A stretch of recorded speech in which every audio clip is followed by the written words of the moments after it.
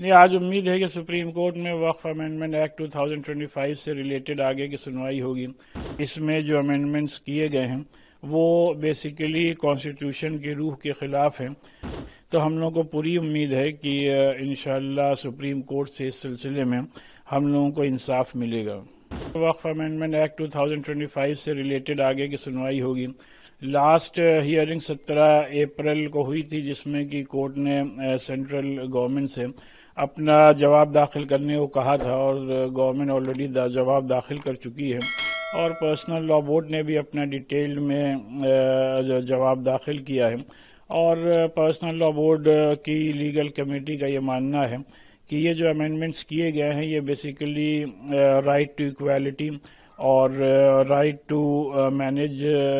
Religious affairs اور right to freedom of religion اور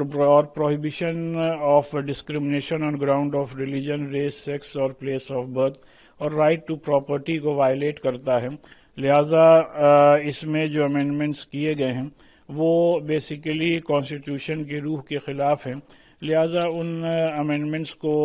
واپس لیا جائے، اور آلریڈی پہلے سے جو وقف ایکٹ نافذ ہے وہ مور دین انف ہے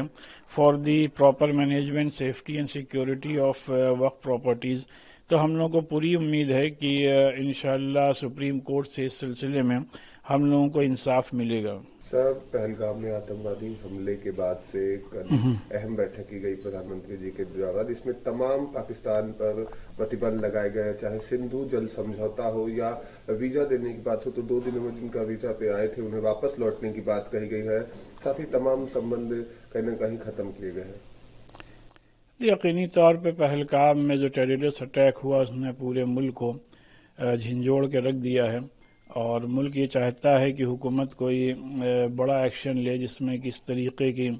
افسوسناک واقعات سے ملک کو ٹیررزم سے ہمیشہ کے لیے نجات حاصل ہو۔ اس سلسلے میں حکومت نے جو بھی اقدامات کیے ہیں، جو بھی اسٹیپس لیے ہیں، وہ ہم یہ سمجھتے ہیں کہ وقت کی ضرورت تھی، چاہے پانی سے ریلیٹڈ جو سمجھوتا ہے یا ویزے سے متعلق جو قدم اٹھایا گیا ہے یا ایمبیسی سے متعلق۔ اب ضرورت اس بات کی ہے کہ آج جو آل پارٹی میٹنگ ہے اس میں بھی تمام پولیٹیکل پارٹیز ایک ساتھ مل کر ایک یونائٹڈ پیغام دیں، ایک اتحاد کا پیغام دیں کہ اس گھڑی میں، اس افسوسناک گھڑی میں پورا ملک ایک ساتھ ہے، اور جو کچھ بھی مذہب کی بنیاد پر جو طرح طرح کی باتیں سوشل میڈیا پہ چل رہی ہیں اس سے کہیں نہ کہیں ایک غلط میسج انٹرنیشنل لیول پہ جا رہا ہے۔ تو ہم سب کو یہ سمجھنا چاہیے کہ جو بھی ظالم ہوتا ہے، جو بھی ٹیررسٹ ہوتا ہے، آتنکوادی ہوتا ہے،